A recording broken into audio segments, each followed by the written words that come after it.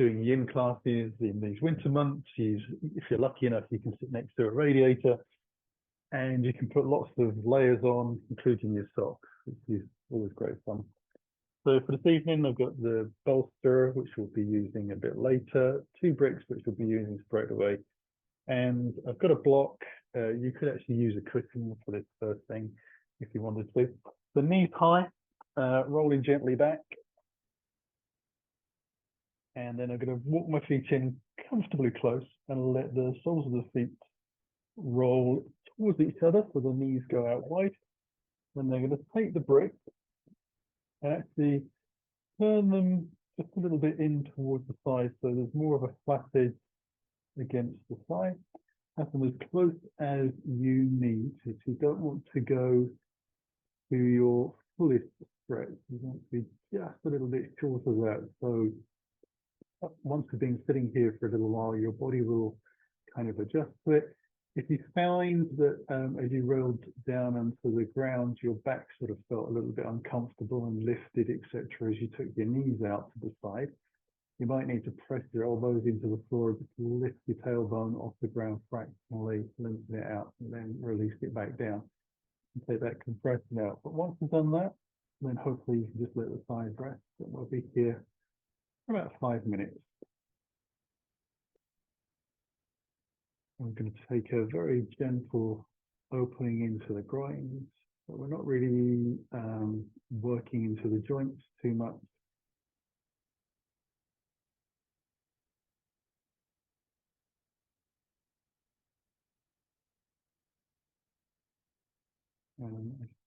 Very soft start for our class where we can work into the tendinous tissues a little bit at the end of the muscles close to the groin.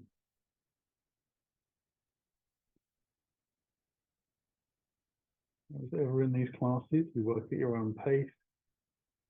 In the yin practice, we're not particularly worried about alignment other than keeping ourselves safe.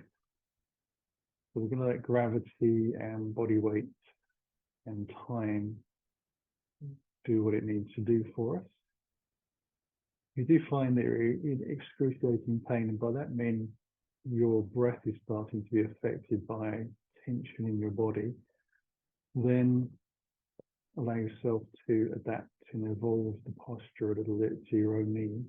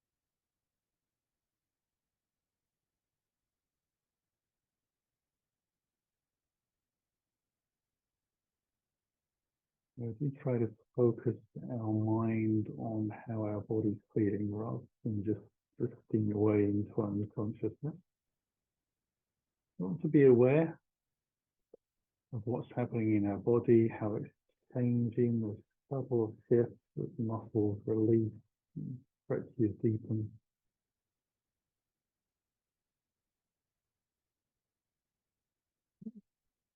Starting to appreciate that we might have tension in the body where we hadn't really noticed it during the day. Maybe it's a bit of a familiar story, an old friend that comes to visit, always feeling the same as soon as you start your yin classes. But maybe it's something new, maybe feelings have shifted. Maybe everything feels great.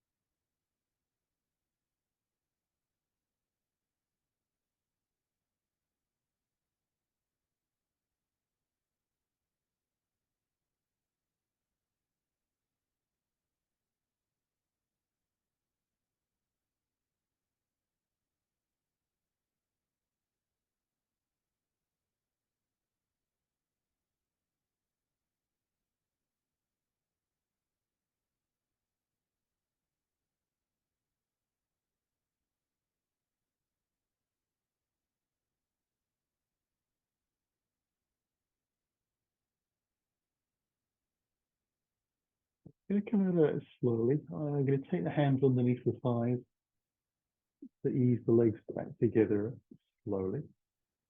And then I'm going to move the block out from behind my head. I'm going to take a little breath and I'm going to move into bridge pose. So I know my body reasonably well from my practice. So I'm going to take 2 bricks on side and place them on top of my block and then pass that underneath my body to lift into my bridge pose. Then I'll take the feet out a little wider than I would normally in a hatha class when I'm doing bridge pose. But I want the shins to be pretty much vertical, the knees directly above feet, underneath the knees themselves. And then I'm going to slowly roll the spine up and place that underneath the base of my pelvis. So the pelvis is not the same as your spine. It might sound very easy and perhaps a little condescending to say, but it's where we're looking for that point where the spine and the pelvis join is referred to as your sacrum, a very big bone, which joins the, as I said, the pelvis and the spine together. And we're looking to have the block bricks, whatever you're using, however high you've chosen to have them, sitting directly under there so that you can rest your body down. Now we also try to encourage the knees to move inwards a little bit rather than outwards. So you might again need to just shuffle the feet around to get that point where you don't have to have the knees rocking into the center excessively or even getting close to touching, but just the small sort of understanding that your legs are no longer being pushed out by your skeleton and gravity and body weight. They're actually able to stay more centered without effort on your part. Hands just down by the side of the body. We don't have to do anything extreme. What we are trying to do, once we're settled, is to let any effort in the body release, which requires a sort of a certain amount of confidence and space that your spine will hold you. Very gradually think about letting those muscles go. And when you can let the back muscles start to ease off, that will transfer into the shoulders, and the hips, and the legs. And you'll find your spine moves a little bit, changes shape. Tension might increase at that point, so we'll just wait again and then gradually turn our minds to letting that relax. So when we get to that point where we get a little bit of movement and a little bit of tension creeps in, it's about half a minute to a minute when we're in between that range where we're able to release the muscles. So the conversation that you're having with your head about letting go isn't going to be an instant sort of request and response.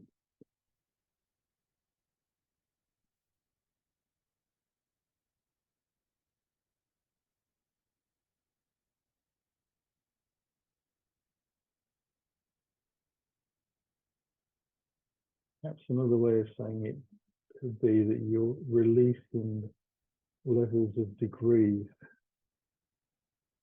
of softness that become closer to being effortless.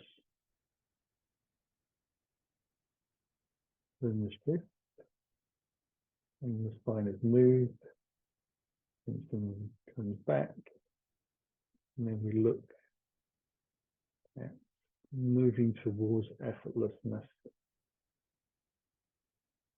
over a period of time.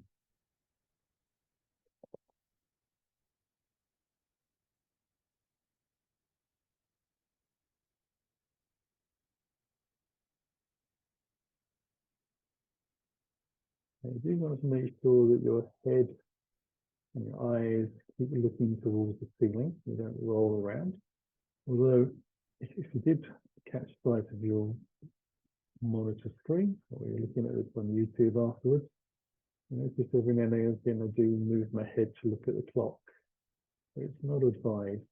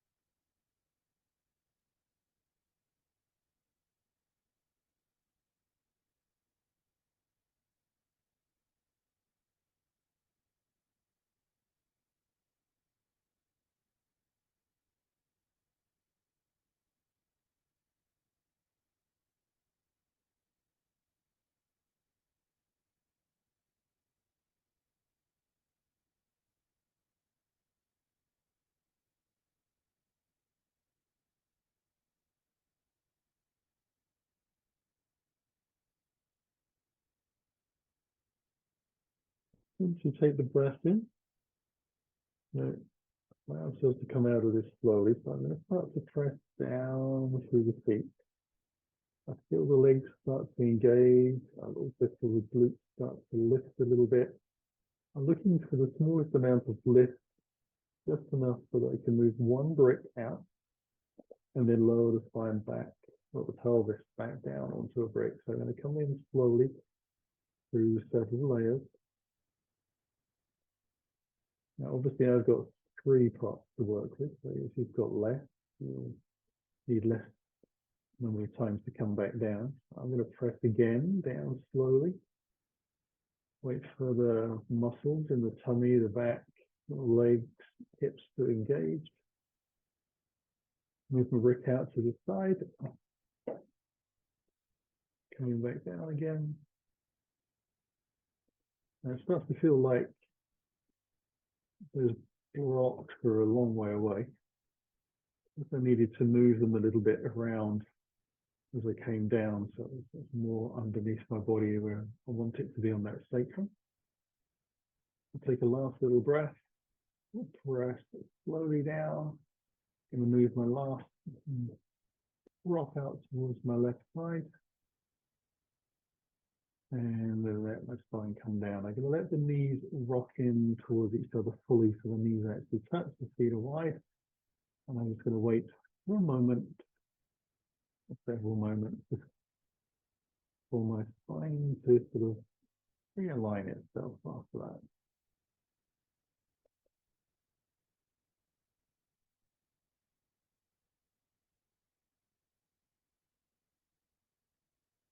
So moving slowly, respecting these little pauses between being from one position to the next. Allow your body, your nervous system, your soft tissue to draw itself back to where it wants to be. You're not forcing anything. Very considered. Feel about ready to let my legs roll over to the right side, so we can making sure the props are out of the way. I put one over to the left and turning the chest over. Bring the hands down, using an exhale to lift up slowly.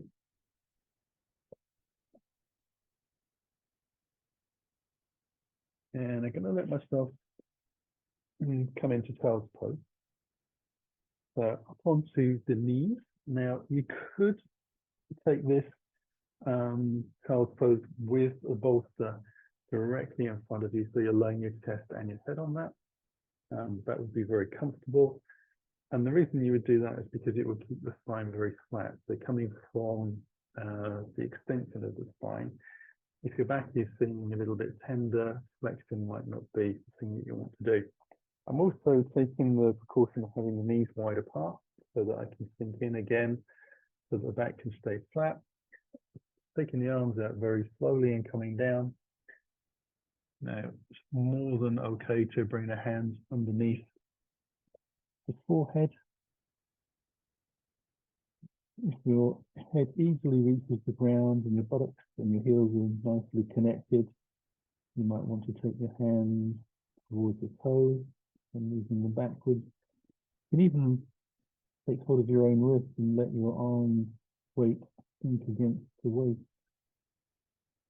on the back of the pelvis, and that can actually feel quite nice. It feels like there's a little bit extra weight bringing you down, which might seem counterintuitive, but it actually feels very nice as a release. So before, you can just take your hands and place them underneath the forehead, let yourself relax there.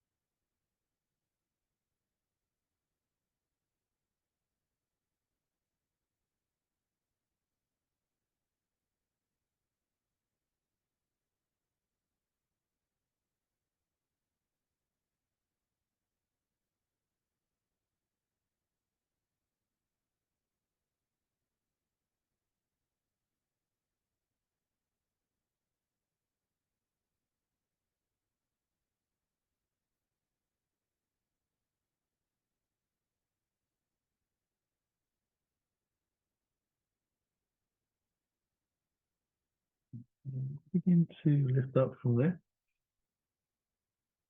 I'm going to lie down onto my belly and then roll onto my back. So I'm having my head the front end of my mat. There's no reason why you couldn't have rolled back and had your head the other end. What I do need to do is make sure that I've got plenty of room to lengthen my legs out down the center line of the mat and have my head, sorry, my hands up to the sky first of all. Like to bring the hands lightly interlaced together and index finger pointing out, and then sinking the arms gently back over my head to the floor. Now you can actually do this by taking the arms back and using, in this case, the left hand to take hold of the right wrist, and then from there you would shuffle the shoulders over into a bit of a side bend to the left side. So I like to just interlace my fingers and have the index finger pointing out. I find that just as efficient for me. You want to try and keep the back of your pelvis flat to the ground and your shoulders. You come in as far as you feel comfortable into the twist. You're going to take the legs slowly over to the same side so they go to the left as well. It's starting to look a little bit like a banana. If you wanted to, you could take your right leg across over your left ankle. If you found that too intense in your lower back, particularly where your sciatic nerve is, you would need to softly bring your leg back. Likewise, if there's any significant sort of nerve pain running down your leg, even if it's not in the middle of your back, and that would be telling you to move out slowly. I'm just going to rest and relax, soften off the shoulders, the feet, toes, jaw. Head is slightly looking over towards the left side as well.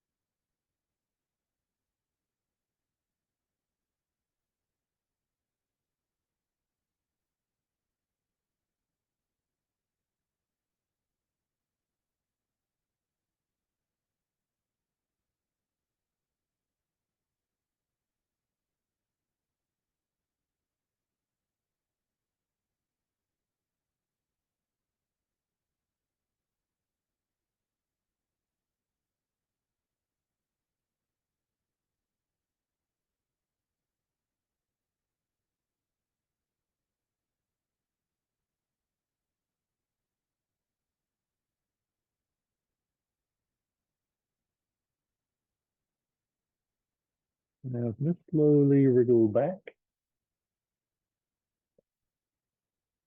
You feel for you wish to take legs or shoulders back first. And generally, I bring the hands back along the body and have a little wriggle out so that I can start to feel like everything is lined up down an invisible central line. And I'll take the hands back up again. So if you were holding wrists, you'd now be taking hold of the left wrist and we shuffle towards the right. Make sure the shoulders are back of the pelvis are flat.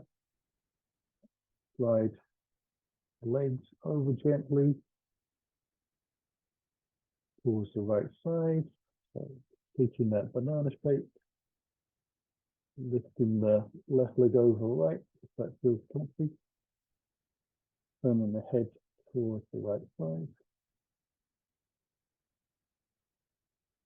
Just the right side. So let the shoulders sink into the ground. Much easier said than done.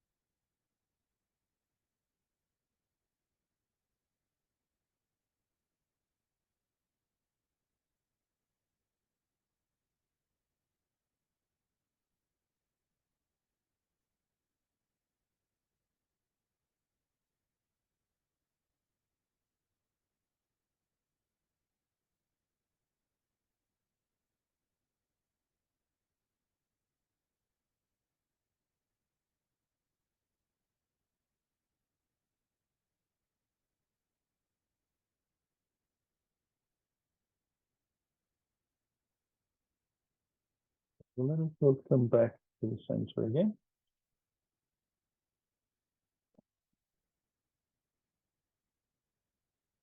Using the arms over, just waiting for the blood to come back into your fingers a little bit.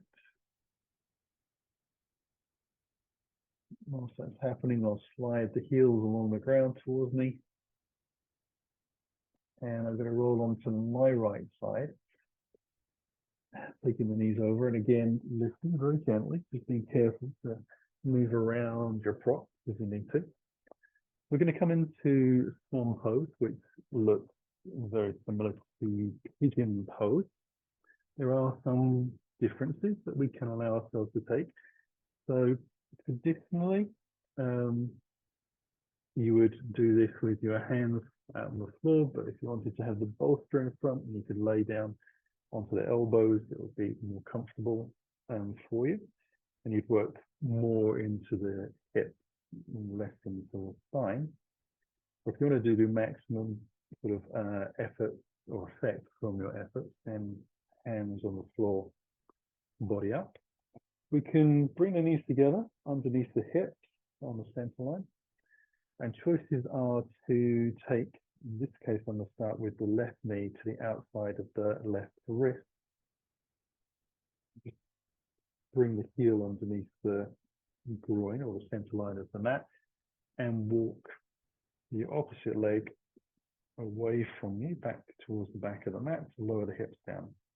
Now, if that doesn't feel good on your knees or your hips or your back, the other option is actually to bring the knee directly forward in between your hands and actually to sit onto your calf and your heel. You still walk the back leg away. And again, the options of bringing that bolster in front to put your elbows down and lower yourself, taking a little bit of weight out of your lower back is there. The other thing that can be difficult to contend with in this posture is just actually letting the weight sink down into your wrist for a long period of time. So you could counter that by making fists and having the thumbs pointing forwards and just letting the shoulders relax back away and letting the hips sink down. Now, it's not ultra important for you to have the head lifted. If it's sort doing your shoulders so that the head hang, you can do. Just remember that the head for the average person is about 10 kilos, which is a lot of stress on those back and upper back and neck muscles. So I try to think about keeping my head a little bit more upright and just sort of preserving the stretch in the shoulders, letting the shoulders round up around the ears rather than into the lower parts of the neck. But it's personal choice. If you like the head to drop in, you can do. Also want the body to be as relaxed as it can. So again, anything that sort of takes us into an extension into the spine can be prone to generate a little bit of tension in the body and apprehension. So trying to let yourself be comfortable, know that you can sit here for a couple of minutes. You can control how deep you want to go. You want to add variations different to the ones I've suggested, and by all means can do. And you don't have to sit absolutely still. Although stillness is kind of the yin thing. And sometimes we make a decision and go, yeah, I can take that for a couple of minutes, and then a minute in, decide that that perhaps wasn't your best choice for the evening. And you might want to need to move around. So feel free to make the practice your own.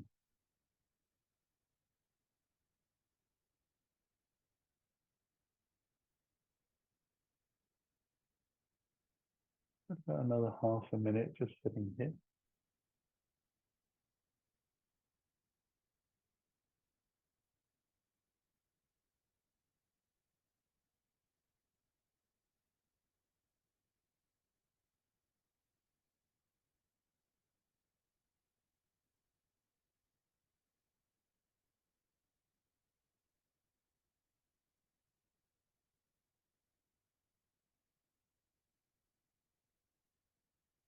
Okay, so we'll start to lift out of that. First thing to do if you're on your fist is to untangle.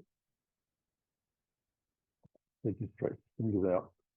Now, if you're taking your knee to the side, one of the things you can do is take your left hand a little bit further out to the outside of your knee and roll yourself gently over onto your buttock and then draw your hand around the right side to bring yourself back in with the leg and lift up.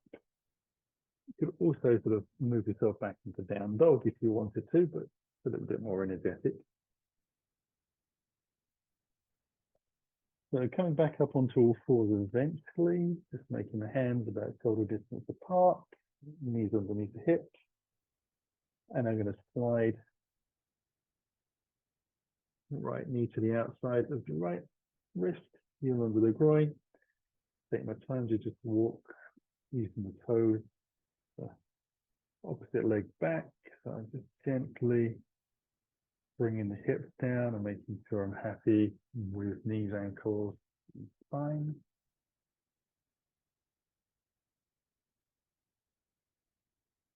And then using to come back up onto knuckles again. So if you are taking that, you want to have your hands a little wider than your shoulders.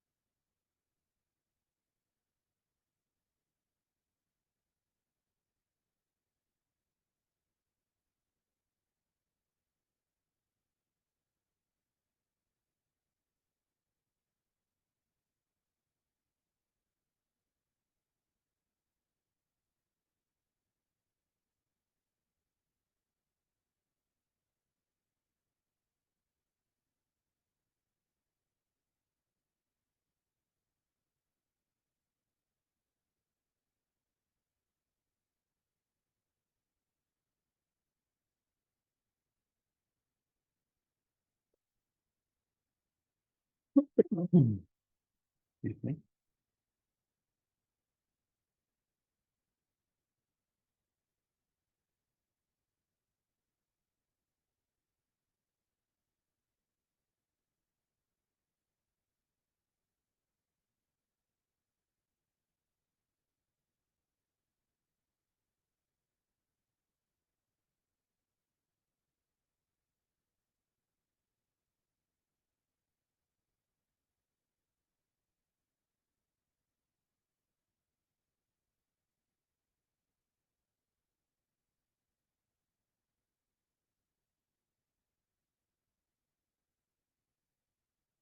And then it's time to be moving from there. So again, you can choose which way you want to come out of that. I like to occasionally just roll the hip down and out, and then use the hands to bring the opposite leg in. And for our next posture, we want to be sitting about middle of the mat with the legs out in front. Once we're ready, we'll let ourselves come onto a flat block. So I'm taking that flat block portrait rather than landscape, and it's just big enough for my sitting bones to still be on the block. If your sitting bones are wider apart or your block is smaller and you're dropping into that and your sitting bones are off the edge, then you want to turn the block the opposite way. Well, we're going to come into shoelace pose. So I'm going to take, first of all, my left leg and just wrap that underneath.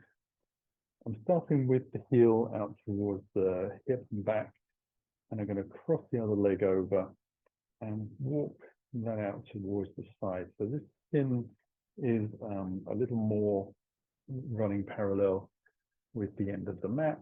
I'm going to try and ease my legs together a little bit. For me, I have to take a little bit of a lift and then settle back, and that way I can squeeze my thighs together nicely so there's not too much of a gap. Ideally, there'd be no gap. I can sometimes do that. Sometimes my hips are a little tighter. Once I'm happy with that, I'm going to lean over towards my left and see if I can wiggle my left foot just a little bit further forward. Not going to go very far tonight. I'm looking to see how that feels in my both hips. That's fallen off that block, so I'm going to move it back the other way. Rolling around on the muscle tissue a little bit too much. And we're just going to sit and rest and relax and try to get used to the idea of this very large rotation in the hip.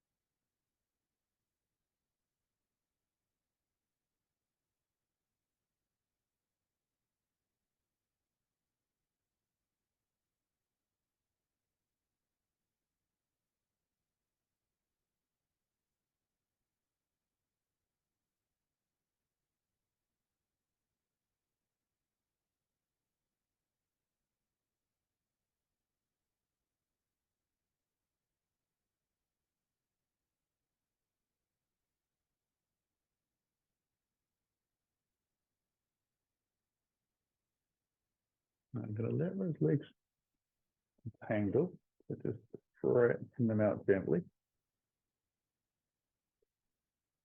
And then we're going to build into the opposite side. So same thing, give the legs a little bit of a stake out, maybe give the outside of the hips a little bit of a rub, that can be quite nice. And then when you're ready, we'll move in. So taking the right leg over, under rather, and the left leg over.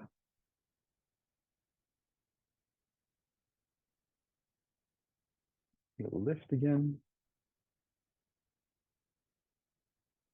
And then seeing if I can wiggle the toes of my right foot a little further forward, which is not going to happen this evening.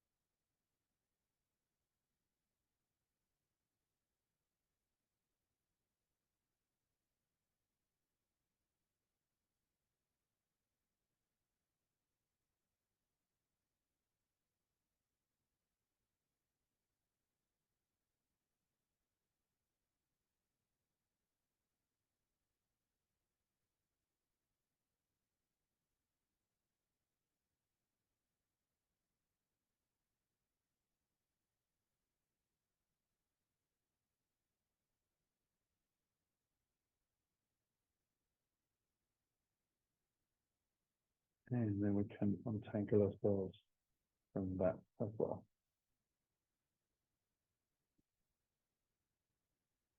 Just pressing out gently.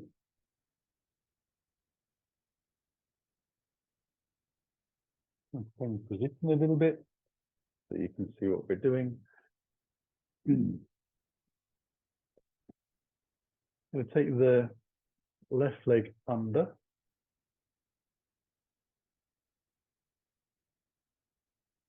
Actually, no, we'll go the other one. Sorry about that. I'll take the right leg under. The knee pointing forwards. And then the left leg over the top.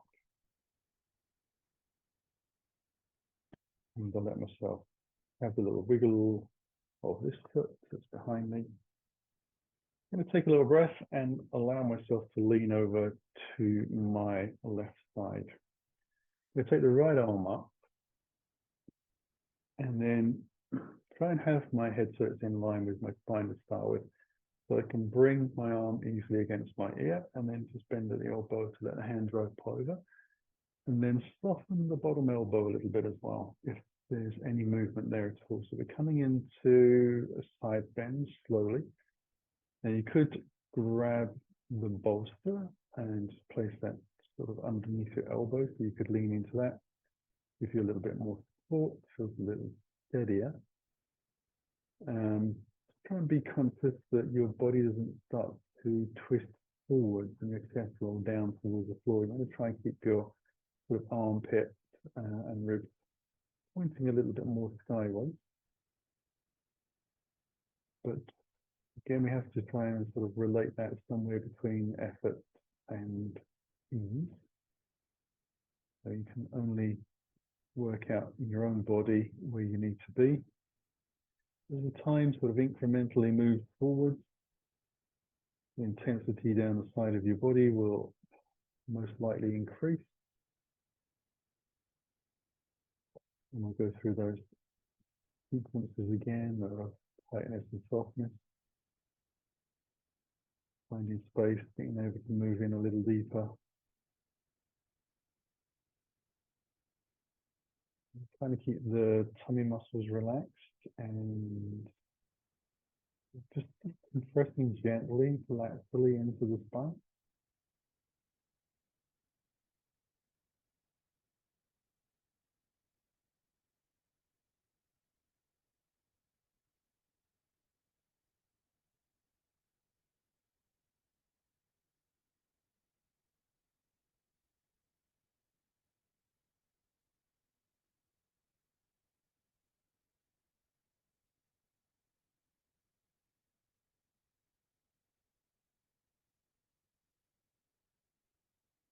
I'll bring myself back up slowly.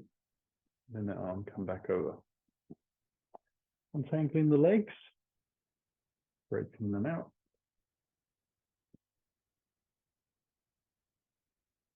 And then I work the opposite way. So that left leg is under and out to the side.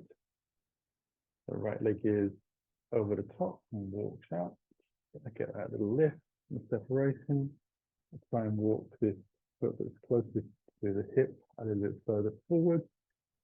But in this sort of tradition of shoelace, those both shins would be parallel out in front, but there's no way my hips are ever going to rotate that far. So this is, as far as I'm going to ever get, is a couple of inches of movement on that back foot. You might be the same, maybe a hip seam is vastly different, maybe in a different place. I take the right hand out to the side, this time the left arm comes up. Remember, I try and get the arm and the ear to match and then drop over. Take a little breath and start to soften into that bottom elbow. Taking my time, moving gently.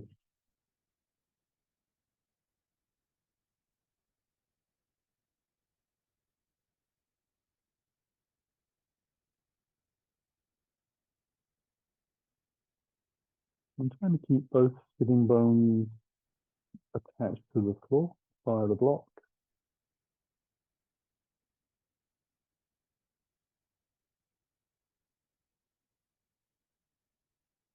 So that the compression is in the spine rather than me lifting the pelvis away from the ground.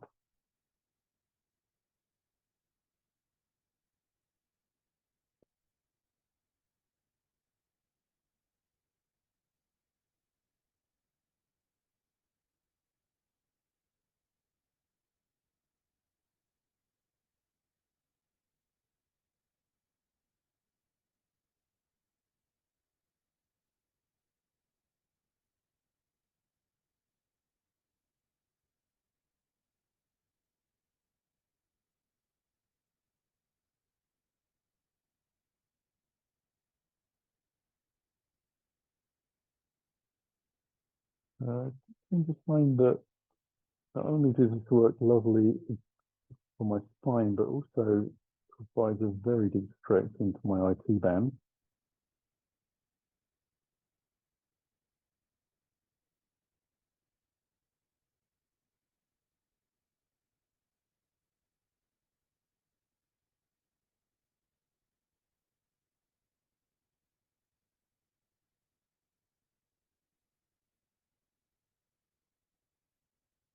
And then I'm going to press into that bottom arm. There, my way up slowly. And just wiggle the legs out again, gently to untangle.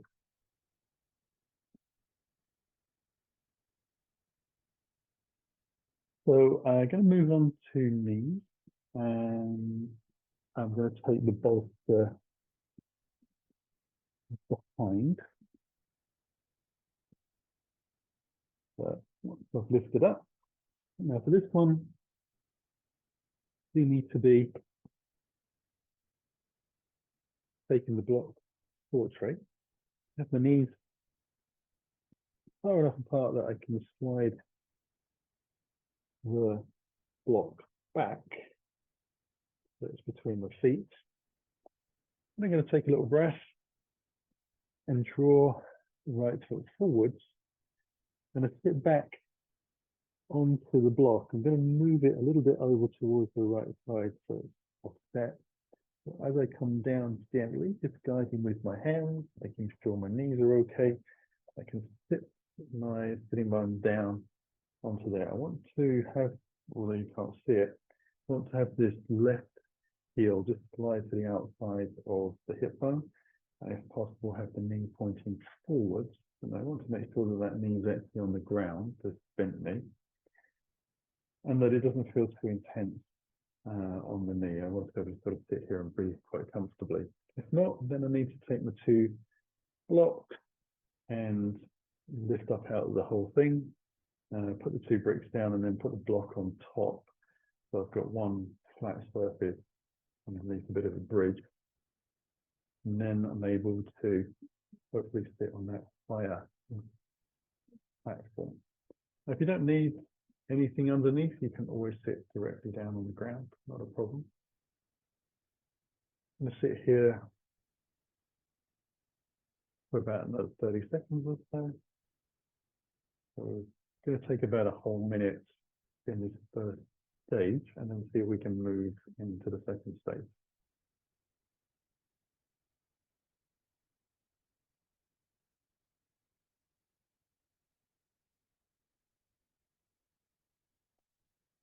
So we're going to move the bolster back a little bit.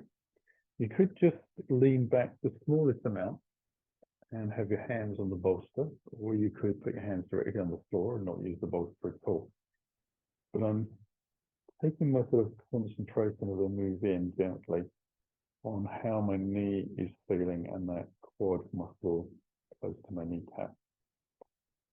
I'm thinking my body down, so I'm not trying to lean back hinging from the hip. I'm actually sort of sagging my body towards the ground and then see if I can come down far enough to get my elbows comfortably on the bolster. I do appreciate that that is dependent on quite a lot of facts. How tall your bolster is, how big the platforms are you're using, those kind of things. But again, that bent knee still wants to be resting on the ground, sitting on top of the shin. Bootlaces touching the floor, toes pointing back on that left leg. Trying to relax the belly muscles and the back muscles. Shoulders will be taking the strain, so they'll be sort of lifting up slowly. I want to keep the chin in towards the chest rather than trying to put extension into the spine. I've done enough of that this evening, so I don't need to work any more on that. We've taken extension in the spine, we've taken lateral loading. We're trying to take this in a little bit more of a forward facing direction. But to be quite honest, we spend a lot of time hunched into flexion in the spine, so having an evening when we work a little bit more into the opposite direction is good for us.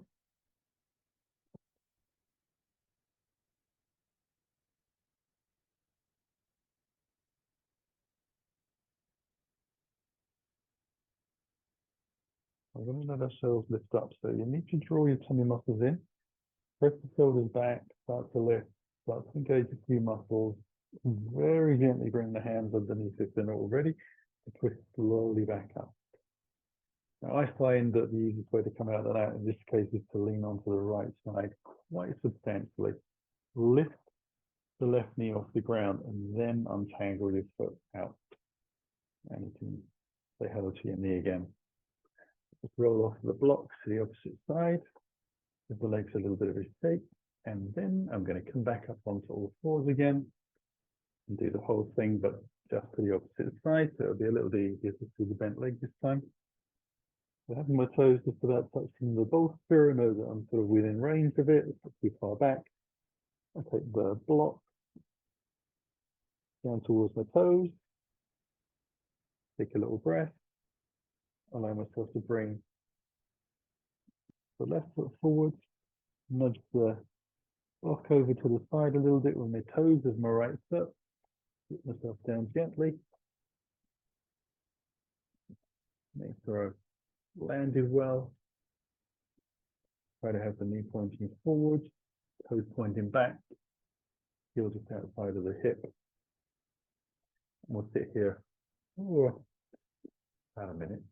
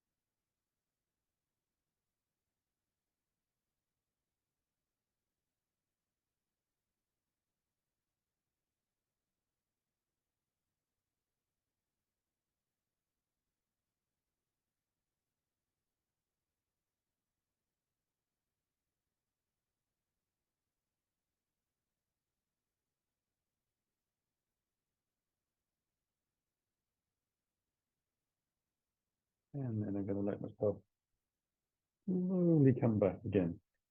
So just monitoring how the knee feels. Remember that although there's two knees, they're not identical. They'll have had a different history through your life, injuries, strains, wear and tear, etc. Just genetically might be slightly different one side to the other. Part of your body makeup. So just coming in gently, making sure you feel very happy with where you're going. And doing your best to let those muscles in your thigh relax. Again, just trying to get a little bit saggy in the body department.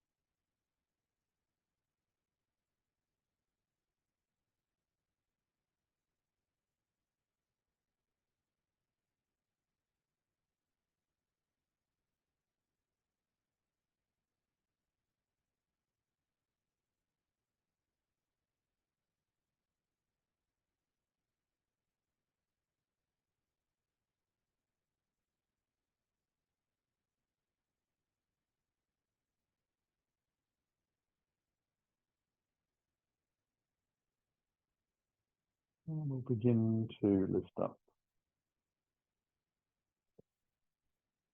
Again, just taking your time.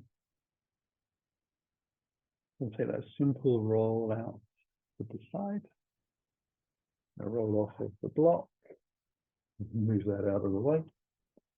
I'm actually going to come into Tadasana, but I'm going to come back to more or less a similar position we started with.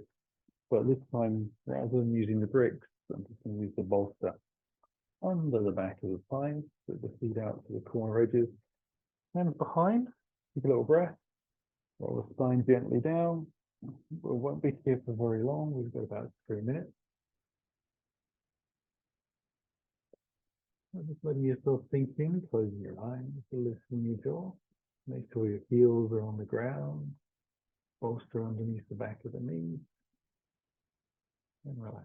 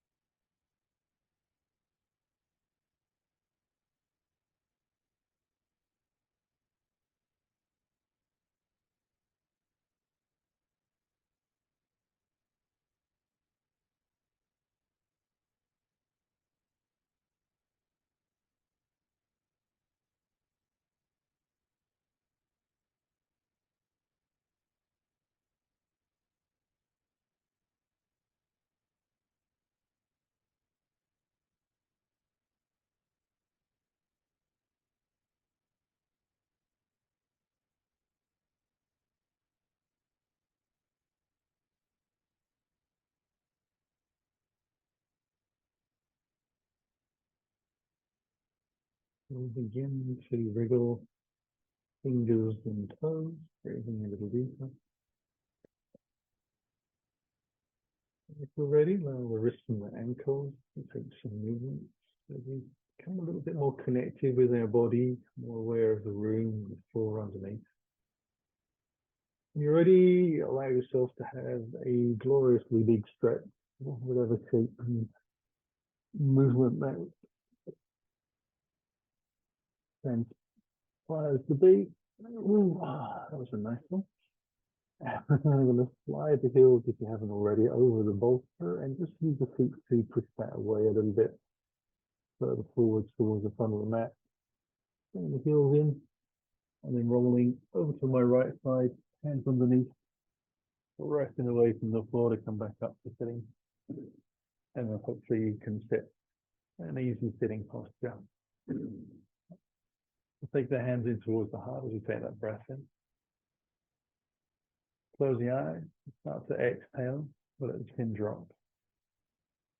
Feeling the belly drawn to the spine, we'll bow to the floor, feeling our practice for this evening. As the breath comes back in, letting the spine build until the head can lift easily, the eyes can open. Namaste. Thank you for joining me this evening. Hope you enjoyed and see you again soon.